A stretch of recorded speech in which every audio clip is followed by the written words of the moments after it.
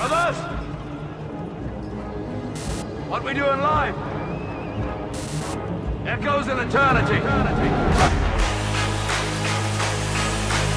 I mean, this is what's wrong with the Christian church today. We don't know who God is, and we don't know who we are. This is where we hold them. This is where we fight. Officer, you need to repent of your lawless conduct. You don't know the law, and yet you pretend to represent it. That's not law enforcement, sir. That's being a thug. We will not stop fighting and bothering you all until this monstrous, barbaric practice of legalized abortion ends, and we are teaching our children to do the same. God's word says that the shed blood of innocent humans cries out for justice, and mark my words, they will have their day in court. Nobody gets saved by being treated nicely. They get saved by hearing the gospel. Faith comes by hearing, and hearing by the word of Christ. If we don't open our mouths and commend Christ, we're not loving him, no matter what we're doing with our hands.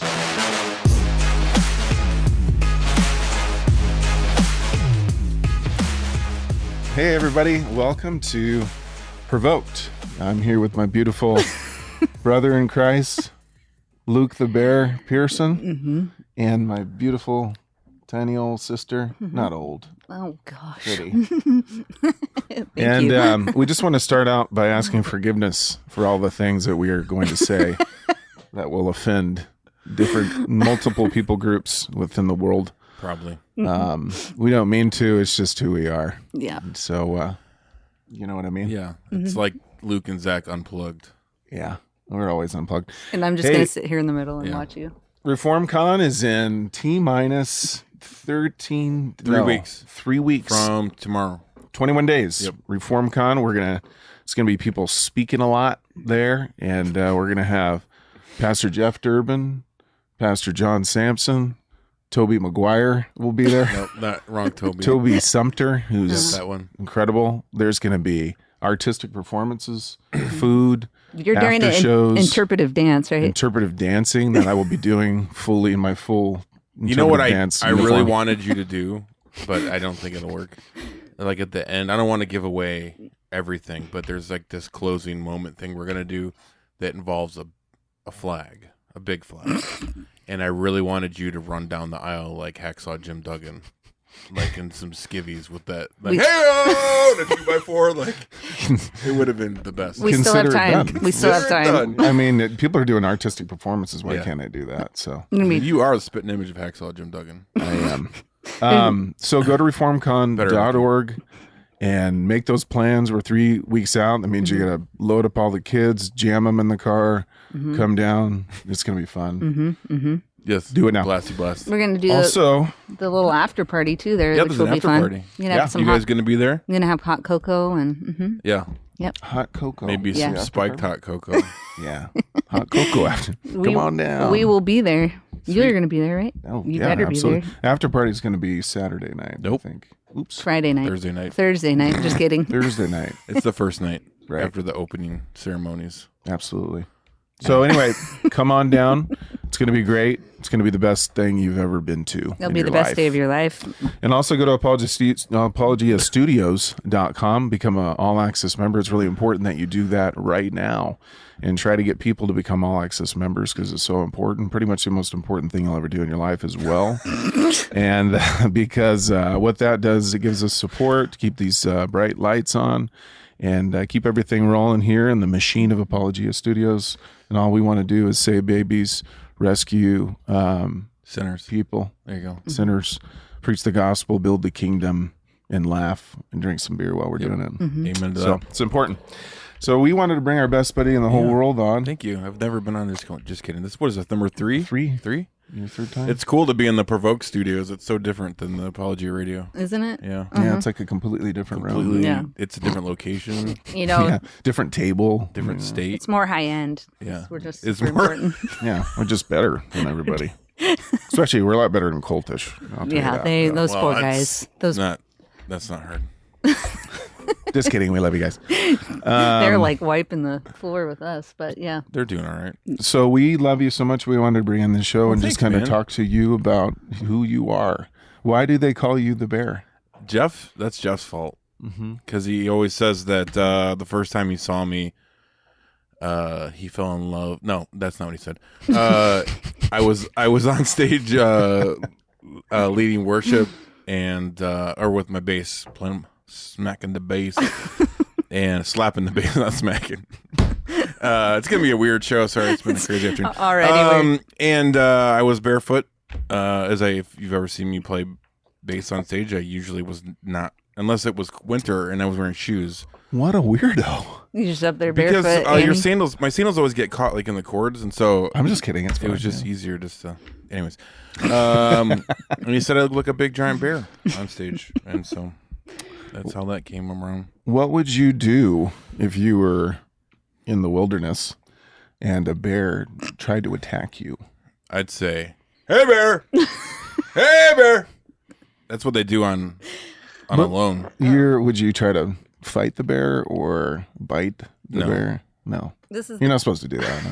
They might try to smooch on me though, thinking I was another Yeah, because bear. you are a bear. They might Yeah. be like, well, wait a second. He's a little attractive. I mean, this is the quality show that we're. People would be like, "What are we listening No, to right definitely now?" would not try to fight a bear. Yeah, you don't, because they will win the fight every single time. That'd be terrifying. So I just wanted to kind of go back a little ways. You're 41, and we wanted to hear your testimony. Like we know you grew up in a Christian home. We kind of wanted to talk to you about being in a Christian home and your early life, and when you felt called to be a pastor, and maybe talk about your grandpa and stuff. Thanks, man. So my great grandparents on my mom's side were missionaries in Africa. And I've actually recently learned I even have more history than I knew. But that was, for a long time I knew that's where we could take it back to. And so they were, if you're friends with me on Facebook, my Facebook banner thing is actually a picture of my great grandparents. They're part of a group. There's a big banner that said evangelization of the world in this generation, partly because they were premillennialists. But I won't hold that against them. But anyways, but it's cool. They went to Africa. My grandpa was born there. They had to come back because my great grandfather actually had a brain tumor he ended up dying from. But my grandparents then went back to Africa, the Belgian Congo, as medical missionaries, and they literally built a hospital in the middle of the jungle and stuff. And Wow. my mom was born there. Wow. So she's truly African American. Yeah. Dual citizenship. I can say that. Mm-hmm. Did she speak the? No, she was 3. They had to flee when she was 3 because of civil war. Really? Yep. So there's a Wow. lot of cool stories. Man, it's like How a long movie. were they there for?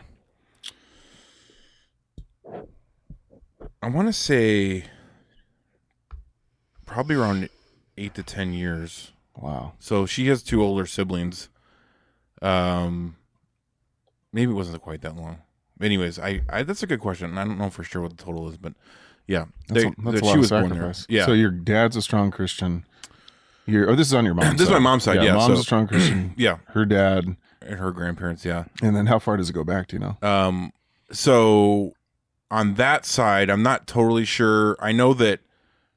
So my great grandparents, their parents would have migrated to the U.S. from Germany. So my mom's side's all German. Actually, where I was at this summer in my sabbatical this was so cool. I didn't even plan this. I rented a house there for us to, like, where my mom grew up in that area, and my brothers and sister and their kids and stuff came, or my sister. And I didn't even realize that the house I booked was literally like around the corner from the like Zemmer farm, which was like where my mom's family came and built a stinking farm, and like the farm is still there and all that stuff. Anyways, Wow. yeah, it was really cool. So like that whole area is like all German. There's like a church. There's like an old church there where like a lot of my ancestors are buried and stuff. But Wow. so that's all my mom's side. And then we recently learned on my dad's side. I was just, as far back as my dad knew, like they were a bunch of drunks. So like, come to find out, I had actually had a Presbyterian pastor somewhere down the line, and then was there's an author, A.T. Pierson. You may have heard of him. I don't know, but I actually have like a little book on the Holy Spirit from him that I got from my mom's dad, from my grandpa, on that side. And come to find out, this guy was like a great uncle or something. Oh, dang. And Wow. he actually, it gets crazier because he was, I think it was, if I remember correctly, it was Yale. There's actually like a theology department that's named after him there or something. And so his initials were A.T. Pierson. Come to find out that the A and the T is Arthur Tappan, and Arthur Tappan was an abolitionist, and he was named after this guy. Wow. Yeah, which was really cool. I like had no idea. My brother recently found all this out. But even crazier is I think it was his son, if I remember correctly, or maybe he started the mission organization that my great grandparents went to Africa with was started by A.T. Pierson. Wow. And I had no clue. Like, so both sides of my family were like involved in this. Wow. What And a trip. yeah, isn't that nuts? And And like turntables. how the turntables. And then my brother's doing all this research, and then we like realized that it's most probable that they would have known each other and been in Africa at the same time, but like nobody knew that. Like, my grandparents didn't know that. It's kind of cool. So yeah, so that's, You have a really like interesting family history. It's like kind of like Sharknado, where it's where it's like it's cool, and then all of a sudden it's like no, it's a Sharknado. Like it just keeps getting cooler. keeps getting cooler. Wow. Not just a tornado the or a coolness shark. elevates just like have you ever watched a Sharknado? No, it's just like because it turns into like sharks, and then there's cows and dragons, so it just elevates. it's like unbelievable, super Sharknado. Yeah. And your guys is just kind of like snakes on a plane. Exactly. That's exactly right. I've never. No, on our yes. mom's side, it's probably we get along so well. We like beers and sausages because German. Mm-hmm. German. Yeah. Yeah. My mom's maiden name is Wagner. So, so your dad's side is the Scandinavian Viking. Yeah. So side. my mom is all German. Zimmer and Krieger is my mom's side, and then my dad's side is Pierson and Wilkinson. So I basically tell everyone I'm 100% Viking because Germans probably came from Vikings. Mm-hmm. Yeah. And Swedish side is Pierson, so we know they came down out of Sweden and Viking. And then Wilkinson, that's Welsh. I knew they came out of Wales. Mm-hmm. But when we were in Scotland, I did some research while I was there, and they had like all the family crests and stuff, and I was like, oh look, there's a Wilkinson crest. And then I like started researching, come to find out they actually were Vikings that landed in Scotland, and were there long enough that they kind of were absorbed into the MacDonald clan and then moved down into Wales. Wow, yeah, we're Welsh too. Did you know? Fun, disturbing we're fact. probably related. Mm-hmm. When the Vikings came into like Ireland and Scotland and Wales, and they like pillaged the raped. people. They were really great. Slaughtered. Well, that's when like the mixture of the Irish people or the Scottish people and the Welsh with the German or the Viking. That's when redheads kind of came in. That's where like the red hair. There you go. Mm-hmm. Yeah, that's you're evil people. Yeah, no souls. Come Ginger. from wickedness. Wow. Didn't know that. So Yeah. you never Fun knew a fact. time when you weren't in the church, right? No, I grew up in the church. Was always there whenever it was open. So I said a prayer when I was 4. Remember it. Remember kneeling beside my bed and not wanting to go to hell. Ask Jesus into my heart, sort of thing. So I've never known anything different. I don't know if I understood the gospel then or not. Mm-hmm. It's possible. But yeah, was always at church. Always loved being at church, and grew up in the Northern Baptist church, which is Southern Baptist with a heap of legalism on top. So, kind of grew up very not like Steven Anderson, not that kind of legalism, but I'll just say that going to senior prom was a big deal. Really? We had dancing at my wedding. I was the first grandkid to get married. Big deal. Big deal. But Yeah. yeah. Cool. So anyways, so that's how I grew up, and Yeah. I've never done anything different. That's fascinating. Yeah. It's so cool how I was just talking to somebody, I forgot their name, yesterday, and just saying like how strong, faithful Christian families like yours and who we're trying to be create some of the most powerfully like successful people on the planet. You know, just strong Christian moms and dads who stay faithful. It's awesome. Yeah, it's just encouraging for us raising kids. You know, we didn't grow up in the church, right? And then raising kids in the church to see like God's faithfulness in your life and how that's played out. Yeah, totally. And I always when we first started, playing at the church and stuff, like everyone knows Jeff's crazy testimony, and so he'd tell his testimony, and they'd be like, "All right, they want to hear your testimony," and I'm like, "You don't want to hear my testimony? It's boring." No, it's not. Like I was like, like. And one day Jeff was like, "Stop acting like that." He's like, "You don't know how many Christians are in the same boat as you that are encouraged by that." And I was like, "Oh, I never thought about that." And plus, he's like, "And we want our kids to have that testimony." And I was like, "True." Yeah, and you go back, and it's like your parents and grandparents' faithfulness, and then spring forth like your upbringing, and so it's all a miraculous work of God, whether you're saved when you're 4 or 24. True that. So grew up in the church, and then you started playing football on the offensive line. No, sorry, defense. Rugby? Oh. Gosh. Defensive line. Come on. Defensive line. You played the left out? Just kidding. You played defensive end. Usually. Defensive end for how many years?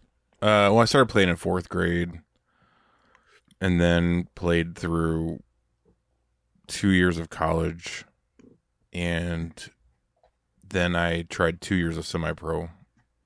So 12 years total. So yeah. So semi-pro didn't go. Did you hurt yourself? No, it was hard because with semi-pro, it's not like you actually get paid or anything. But so I was trying to work 60-hour job, 50 to 60-hour weeks, and then try to practice and do games. And it's rough. It was a lot. That was before I had kids. It'd be impossible now, but I gave it one last shot. It was just too much. How many times have you been knocked out playing ball? Never in football. Was in basketball.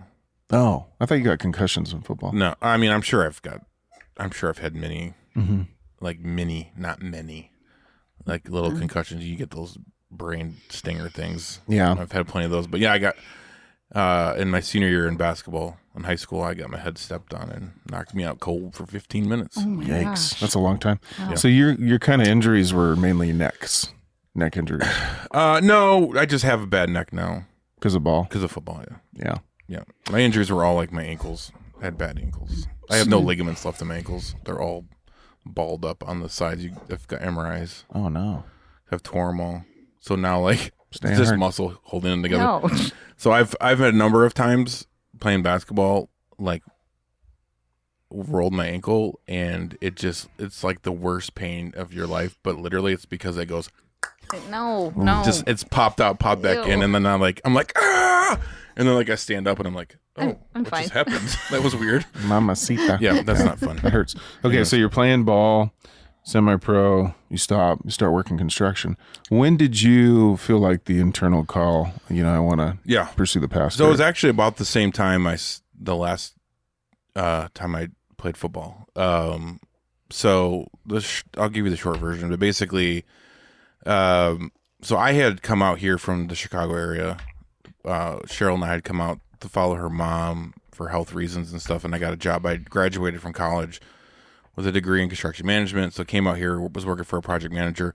So that was in 2007. All of 2007, like, loved it, was really enjoying it. We got plugged in at the church where Jeff and I met, and we're doing youth group, and I'd been doing youth ministry and all kinds of stuff in Indiana before we moved out here. And so just always loved doing ministry, but so was here a year, everything was going great, and then 2008 hit.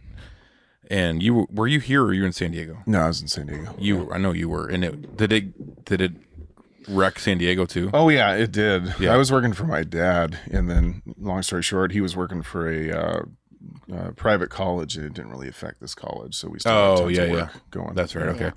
So so about that time, the economy crashes, and the company I was working for brought in, their mother company was from Minnesota. They had a branch out here.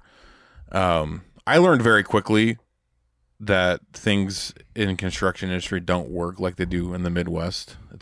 There's a lot slower pace and response time to things than what I was used to.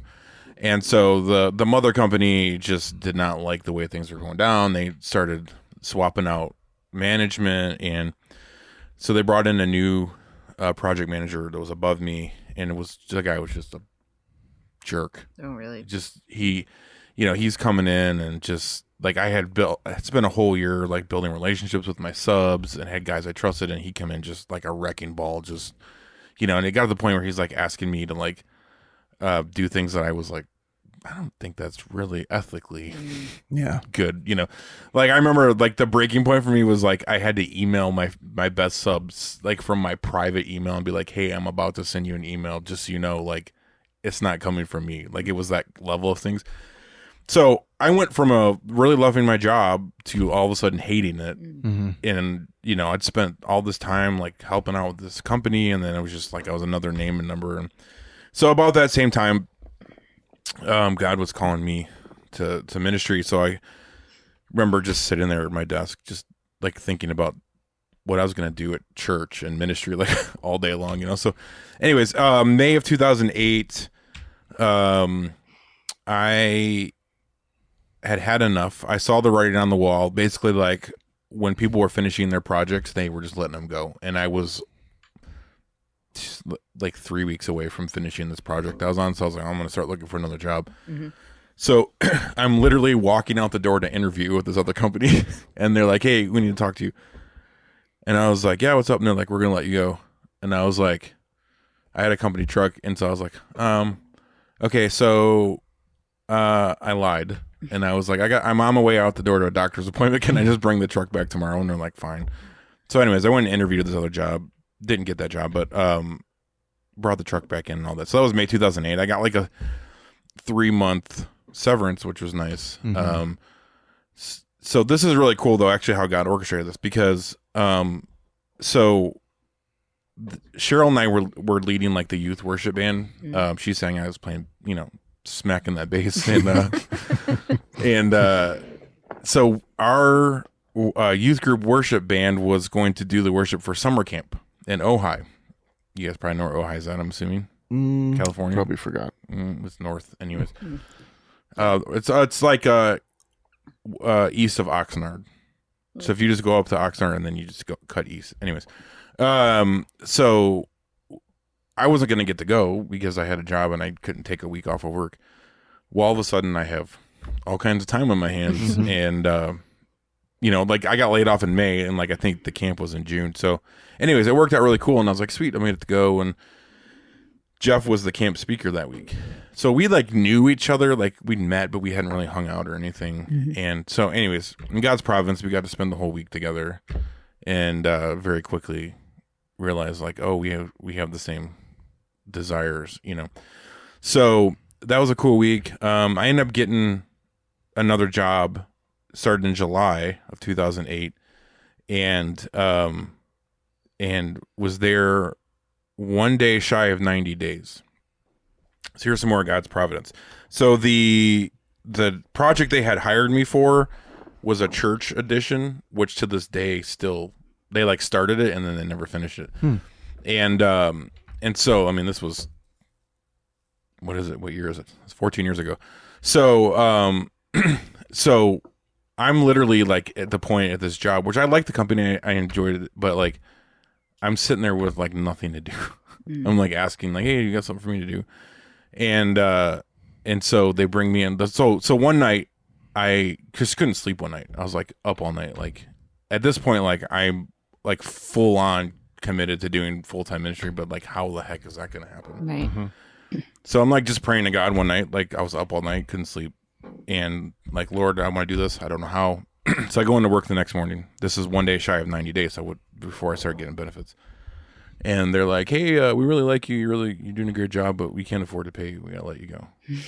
And I was like, well, cool. I think they were like expecting me to like slug them or something. I was like, oh, right on. Cool. So like, so I got like going. I was like, well, there's my answer to that, So I call up Jeff and I was like, hey, dude, I think he was at I think he was at Disneyland. Surprise there. And they like Disneyland a lot. Okay, don't judge them. I do too.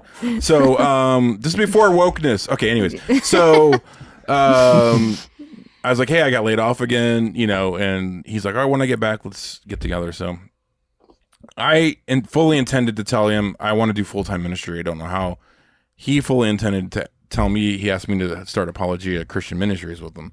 So he had already had all the paperwork and everything done, and there was another guy that was supposed to be on the board with him who bailed at the last minute, and so literally just had to walk in and sign something. And so we started Apologia Christian Ministries in October 2008. Wow.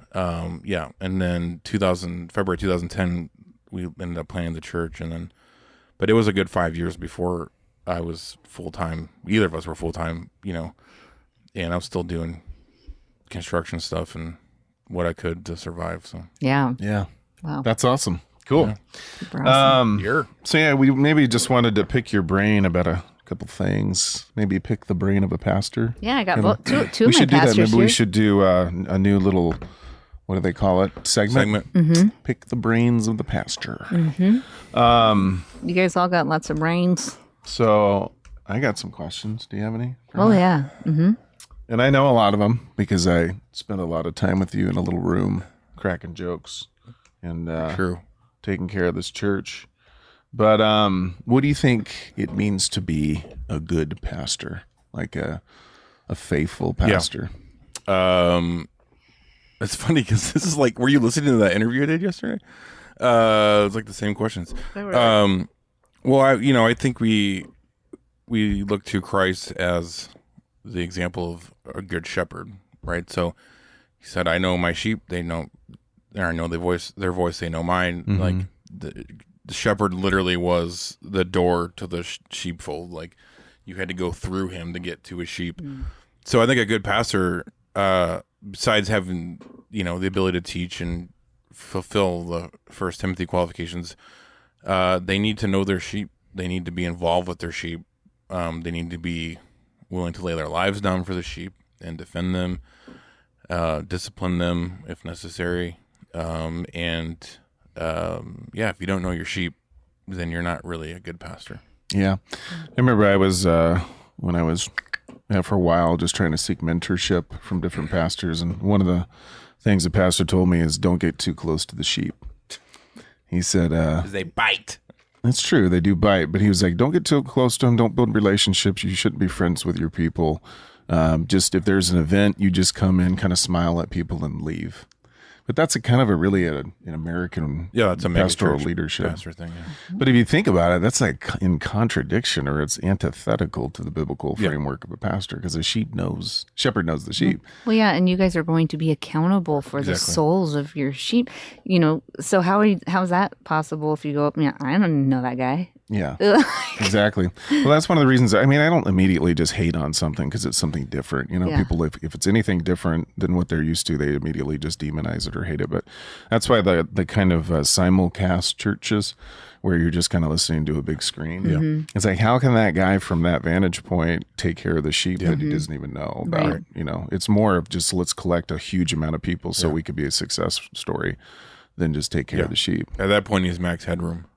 Exactly right. And there's no accountability. There's no nothing, because you're just looking at a screen and a personality. And you're not really fulfilling your duties, which is laying your life down, bringing the sheep in. Like Paul said, we don't only share the word, but we share our very lives. It's hard to do that. We know that because that's what we do day in and day out. It's very costly for us and sacrificial, but it's just, if that's what it takes, it's what it takes. Because if we're not epitomizing or becoming daily more of a biblical pastor, what are we doing here? Yeah. You know what I mean? What do you think, where do you think guys fall off the cliff? Where do you think are some bad examples of pastors, or what's a bad pastor?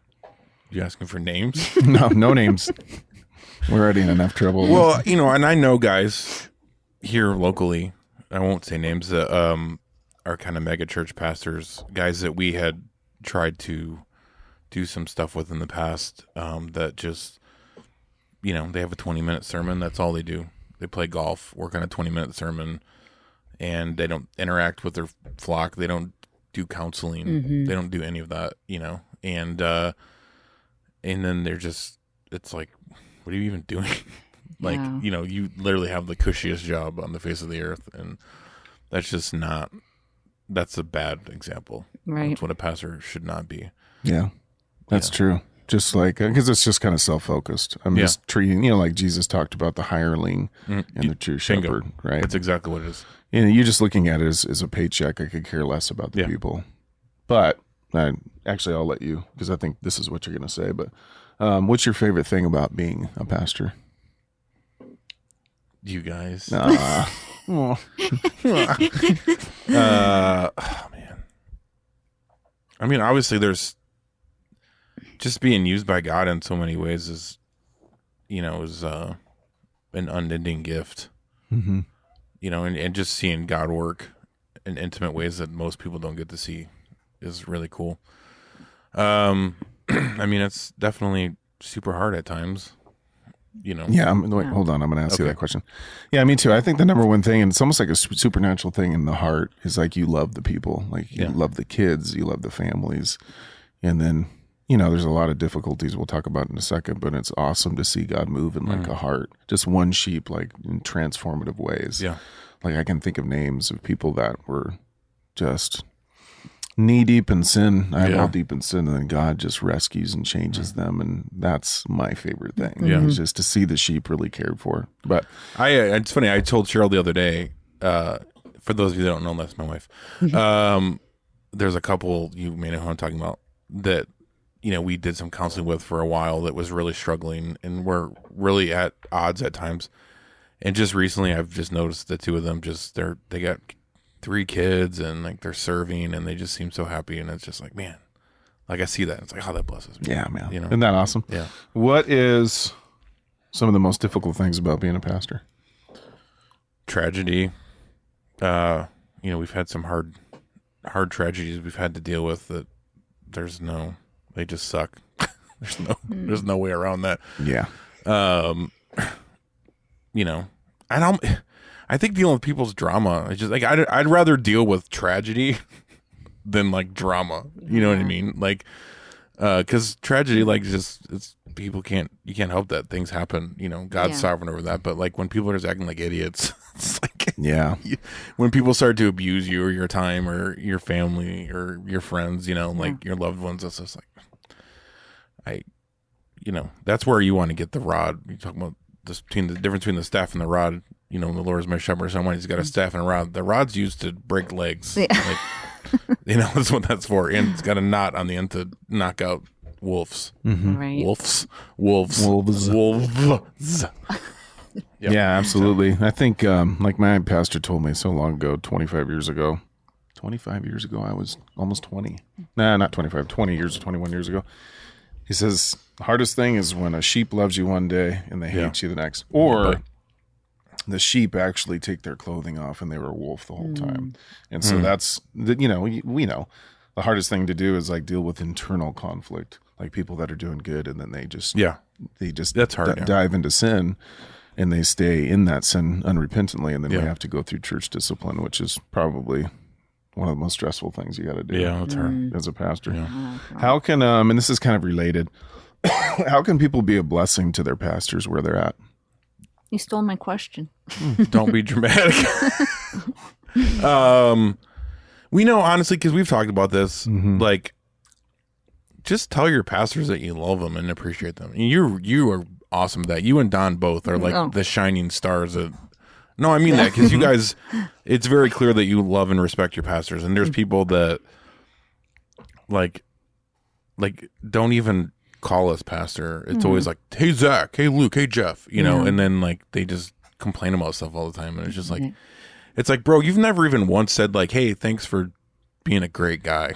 Thanks for putting up with me. It's just always like just nitpicking. Self-focused. Yeah, exactly. So just let your pastors know that you're grateful. Yeah, that's good. It'll go a long way. Yeah. Don't be complain to them all the time, and don't have your own personal agenda that you want to be fulfilled higher than the mission, the Great Commission that we're all supposed to be on. Yeah. It's like we're all supposed to be on one common mission, united, like linked arms, let's accomplish it. But if you just want to do your thing, it's just so problematic to a pastor, because so many people are like, let me just run on my pastor and he's got to be on board with what I want to do. And we're not on board with what we're not trying to get people to do what we want to do, right? Yeah. This is all about what the head of the church, the master of the church, Jesus, has called us to do. And we're all supposed to be on board. Yeah. And then I would just say to that, figure out the principles of like biblical conflict resolution, right? Rather than running to your pastors to fix all your problems, which we love. That's our life. That's all we do is help the sheep. But, you can move into the realm where you understand biblical principles and you can employ these things at home. And especially as the head of your own home, you are solving your own problems. Yeah. But again, we love our sheep and we want to be there for them, helping them. Yeah. I would say it's just been like utilize your pastors too for what they are, not like like you're saying, don't try to solve your problems in house. But then when you need help and you need counsel, like you guys have blessed us personally, you too, because that's what you mainly do. It is like, I feel like a supernatural thing that God gives you guys to oversee and to give counsel and wisdom. And so it really has blessed our family tremendously when we have had our times when we have to come to you guys, Yeah. So I would say, because I think too, just for me personally, I've had that feeling of like, I don't want to bother. They're busy. I'm sure they have bigger fish to fry. And so, but then, as more time goes, I'm like, we should have asked for help, months back. Yeah. So that's the balancing act. And we say it all the time. Like we were saying right now, hey, you should, as the head of your home, you should be able to solve problems utilizing biblical principles. But in the other balancing, we don't want people to think we're too busy for the sheep. Because so many churches like the mega church complex or industry, they engender that because you can't talk to them. And if you can never talk to her, you have no accessibility to your pastor, that will breed like, you're not important to me and I'm better, or I've got better things to do. We never would want to engender that because they are our priority. Exactly. Right? So it's just a balance there. And I think it also like just highlights the importance of a plurality of elders, because there's no way one man can take on all of that if you have a lot of people, and so there's just so many benefits to having a plurality of elders. Yeah, so. I won't get into this, and I know it's extremely provocative maybe for a different show, but we are unprovoked. Yeah, we are. I wish you could zoom into your eyeballs right now. I really don't think the single pastor church government is biblical. No, I don't. Moses model. Exactly. Now we got a situation where Wade is in Utah, but he's not a single pastor there. We're elders with him, holding him accountable. We talk with him frequently. Yeah, that's been important to us in the church plans we've done. Is that we're not necessarily that obviously the acting elders there every week, but we are elders of that church, so that they're not alone in things and get counsel on things and he's help handling stuff. Maybe the operational, even though we've helped him out with the operational aspect of it, but we're more of the overseeing. But you put a guy there and it's just him and he's not accountable to anybody. People begin to do pastor worship, which is the worst thing for a church. And for him too, the worst thing you can do for anybody is smooch on their bottom cheeks, Graphic. Yeah, to be their top cheeks. to be the giver and the receiver, you know what I mean? Like, that's what we do. That's what the American church has done. And it's just created such a toxic environment. Yeah. You can't do it. And and plus you wear the guy out too. I mean, you can just imagine if it were only one of us here. We'd be dead within a couple of years because of the load. You know what I mean? Oh yeah, and you're creating carry the load. What's that off of? Carry the no load. Idea. I was gonna say. Oh wait, it's off of Lord of the Rings. Remember? No. Remember when Samwise Gamgee is helping him at the share the load. Gabe. That's it. Share Thanks, the Gabe, load. GTB. Yeah. GTB. I was going to say something, but I can't. Oh, I was just saying, then you make an idol out of that guy, and then you want him to give you what only God can give you.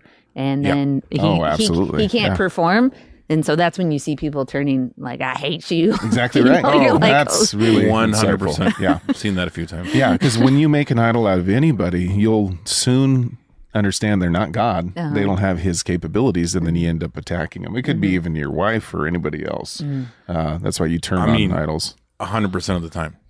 Every time we've had someone come in, like it's not even like it's been 100% of the time. Someone comes in and they're like, "Oh, you're the best pastor that ever lived. And they just go all over Facebook, and it's just like, oh boy, this one's gonna be trouble. I feel the knife coming to my back. It's coming. Every single time. We call them ticking time bombs. It's just a matter of time. But okay, it's kind of segueing into, and I think maybe helpful for pastors. We went through a really difficult start of the year. It ebbs and flows like a roller coaster, right? Really tough. And we were just like, every single day was like tragedy stuff happening like for the first 2 months. 2 months, like really tough. And then we had, thankfully God orchestrated our time with the SEALs. That really, that was all providential, just 100%. To help us through that and to help us through with a mentality that we wanted to have, which is engendered in the military community, especially the SEALs, but also super biblical. And it kind of is based upon this phrasing that you came up with. Get hard, stay hard. I did not come up with that. But it was helpful for men in general, but mainly for the pastors. So can you tell us about this phrase you invented? Yeah. Desi hates it, just for the record. I usually just stick with the latter half. Just stay hard, but I'll explain why. So, we've literally, how many times? I mean, even the last month, you've had some bunch of, like, every day someone in your family is like throwing up or something, and so like it's just been like, stay hard, bro. Like that's been our motto, and and the point is just like, suck it up, Buttercup. Yeah, like quit whining. Don't faint in the day of adversity. Yeah. Right. Act like a man. Yeah. And that's been huge for us because this year's been awful. And but the idea is first you have to get there. You have to get hard first. You have to be hard against tragedy and trials and strife. You have to stand strong against that, and then you have to stay there. Yeah. And that's the hard part. So yeah, it's basically not. I mean. That verse encapsulates everything. It's don't faint in the day of adversity. Yeah. I'm going to go through difficulty. And as men, difficulty makes us men. That's what we tell guys all the time. If you want to be a man of high caliber, really used by the Lord, maximized manhood is all about character, and character is only formed in the cauldron of affliction and trials. Ooh, yeah, that's a good quote. Did you just come up with this? No, I don't know. I like that. It's like a witch with a broken clock is correct a couple times a day. That was a really good quote. Anyway, so it's through that fire, the refiner's fire, that we go through that. But I think what we do, kind of as pastors, is you're like, can this please stop? Can we stop waking up? And then you get it really affects the way that you operate in the midst of it. So we had gotten to the point where like, no, we want to embrace the suck, right? That's a part of it. That's a military. It's another military. Right. It was in the Marines. You should know these things. I'm sorry. I have the mind of a 13-year-old. When you're downrange, when you're downrange, you're in the field, right? You're in battle, and you have to embrace it rather than just try to run from it. Right. And so and it was like a shifting, especially when we talked to the guys. The SEALs, I'm just going to embrace this. If we have to, we're going to deal with so many things. We're dealing with people attacking the church from the inside out. Bring it on type of an attitude. I'm going to rest in that. And then it just causes you to just relax in the difficulty, man up, suck it up, so you can perform well for the people around you. Because we can't fall over. What are we going to do? What are our wives and kids going to do? Yeah. What are our sheep going to do? Yeah. What are they going to do if the leaders faint in the day of adversity? Exactly. It's going to trickle down. Exactly. And it's going to create a systemic havoc all throughout the church. Right. So, yeah, the getting hard part is like, that's the refiner's fire, like you were talking about. And there's definitely a pandemic in the church and our culture of young men that are nowhere near that. When adversity hits, they just fold.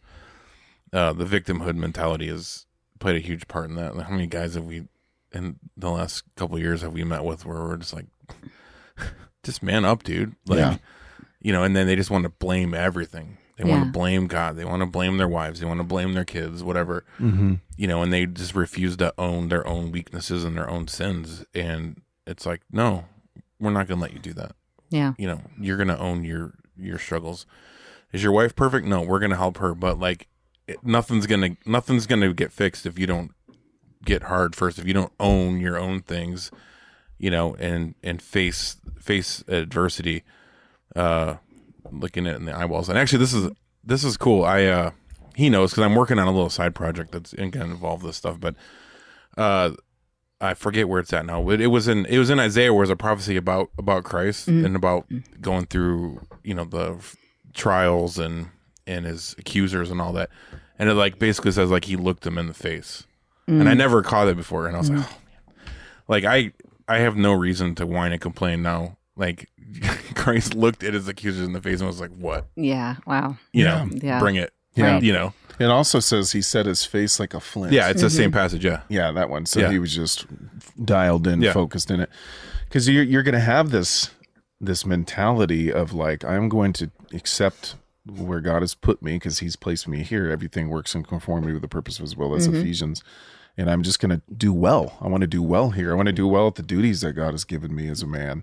I want to excel in each duty, prophet, protector, not prophet, I always say prophet, priest, provider, protector. And I'm going to I want to accept this challenge so I can perform well. Or you're just going to be like, oh, woe is me. Oh gosh, like you were saying, it's everybody else's fault that I'm here. And if I wish I could have done this and go back in time. And that affects everything that you have to do with your life. You know, I was talking to a guy and he was like, hey, how you doing? Oh, I'm doing well. And, I got this job and I really don't have to do anything. And he was like expecting me to say like, oh, cool. But you're not, because that's the mentality. This feeling.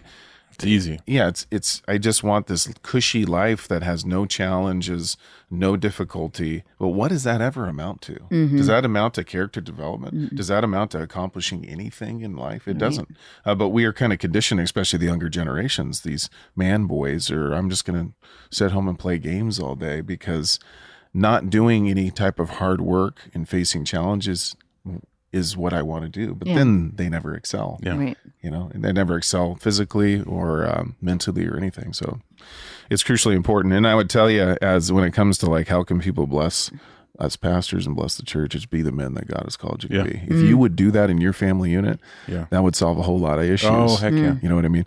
And we love taking care of the sheep, but also we wouldn't get so, suffocated by issues that could have been dealt in the home, and it frees us up to do other stuff, share the gospel, build, stuff like that. So yeah, I've been listening to The Rare Jewel of Christian Contentment by Jeremiah Burroughs. Have you ever read that?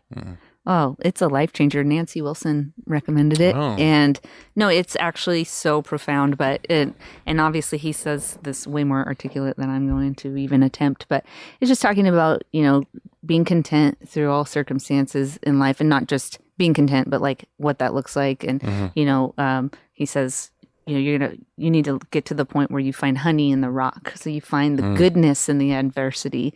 And when adversity comes, knowing that this may be the exact thing that your heart needs to be corrected by God. So whatever, perversion or sin you have in your heart, the trial that God has brought into your life may be that cure for that particular sin. Oh, absolutely. Yeah, and so there's all these really amazing nuggets, but I would highly recommend reading that. I'm like halfway through, and I'm Can you send it to me? Yep.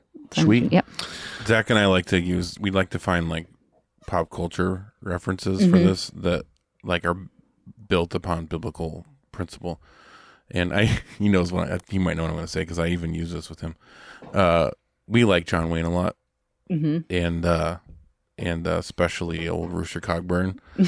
And so one of my favorite scenes. Did they do this it was in the John Wayne one too, right? Not just in the little Blackie at the end there, or was it only the new one? I don't think it was in the. No, it wasn't. It wasn't in the John Wayne one. Nope. It was in Jeff Bridges, who's also one of my favorite actors. Okay, so if you've seen that, you've seen it. Not Rooster Cogburn, but what's the name of the movie? True Grit. True Grit. Oh, I saw it with Dad a long time ago. But the old one, but not the new one. Anyways, no, the old one. Okay, well they're both really seen good. The new one? I don't think I've seen it. I've only seen the old one. It's watching it with we'll Dad watch as a that kid. today. Oh, so I don't want to ruin it, but at the end, what's her face? The annoying little girl gets bit by a rattlesnake, and so Rooster picks her up, and they hop on little Blackie, which is her pony. It's literally a pony. There's a grown man, and what's her name? I'm losing it here. Sarah? Nope. Anyways, oh wait, Maddie. No. Maddie. Is it Maddie? What was that? Gave the babe? Yeah, Maddie. Yeah, it is Maddie. Yeah. So he grabs her, gets on little Blackie, and literally like I love that scene, and it's like this montage through the night. He's like riding little Blackie with her through the night to the point where he literally rides the pony to death. Oh. And the pony just collapses. He just picks up his revolver, shoots it in the head, and then picks her up and just carries her the rest of the way. And it's like snowing. Oh. It's all through the night, and he doesn't stop until he gets her to like a cabin where she can get help, and then she loses her arm, I think, but she survives. Wow. And I'm like, I love that. And it's like that is what. Yeah. Do not feign the day of adversity is that scene right there, and I love it. That gives me the chills right now. Yeah. Just push through until you accomplish what you need to do in that moment, which is save that little baby girl. That was annoying girl. Yeah. But.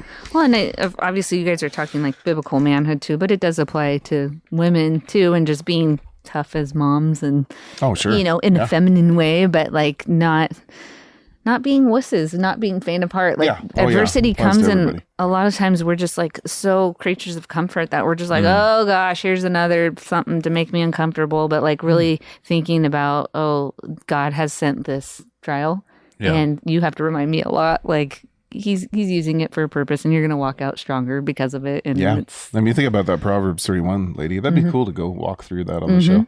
But she's tough as nails. Yeah, she's out like getting up in the morning, selling real estate, yeah, buying real estate and making stuff before anybody gets up, staying up past when everybody's asleep. Yeah, and that's being hard right there. And all she's doing is accomplishing the task that God has given her with a good attitude and just a fighting spirit, rather than oh my gosh, oh yeah, it doesn't accomplish anything. No, but it's like what like my flesh wants to do. As soon as something else comes, I'm like, here we go, because it's been a tough year. Like, I feel like the whole church, it's been tough for a lot of us. It's been a rough... Yeah. But that just makes us tough as, pardon my French, hell. Yeah. Tough as hell for the next thing, because who knows what's coming on 2023. Mm-hmm. I thought you were going to say, pardon my French, tough as nails. I should have. All right, a couple more questions before we let you go. What's your favorite food? I like pizza a lot. I like tacos. We're not going to get into that conversation. And donuts. Donuts are my kryptonite. Yeah, donuts. What's your favorite donut? But Boston cream, hands down. It's not even a competition. Mine's a maple bar. I do love maple bars. But yeah, like if there's, I always say this and it's the honest truth. Like I'm not lying. Like if there's a box of free donuts available, you're taking it. I'm not gonna just have one. Like if I built like this contraption over your bed that was full of like 150 pounds, or no, like 500 pounds of Boston cream pies, and like right in the middle of the night I pushed it and it like tipped over and spilled on you. Just killed him. Would you hate me? I would love it. No, I would be. That would be a good way for him to die. Here I come, Jesus. What's your favorite animal? A bear, I guess. Oh, duh. Yes, not doggy. I like bears are cool. Dogs are good. I like dogs. What's your favorite book outside of the Bible?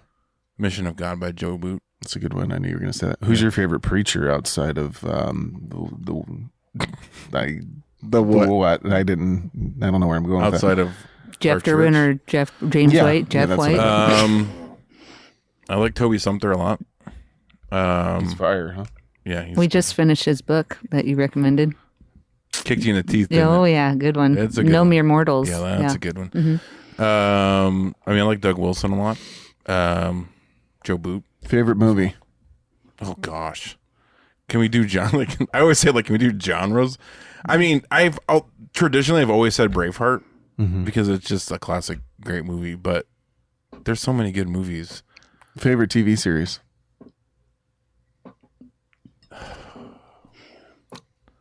I don't even know how to answer that. Well, House on Prairie. No, my girl's like that. I do. We love it. I mean, I've always liked Walking Dead a lot, which is it's almost done. It's in its final. A lot of people gave up on it years ago, but I've been committed. It's in its last half of a season here soon. Stranger Things. I mean, Stranger Things is amazing. It's genres, though. Yeah, it's just genres. hard to. Yeah, it's hard to say. Cool. Alrighty. Anything else? You little.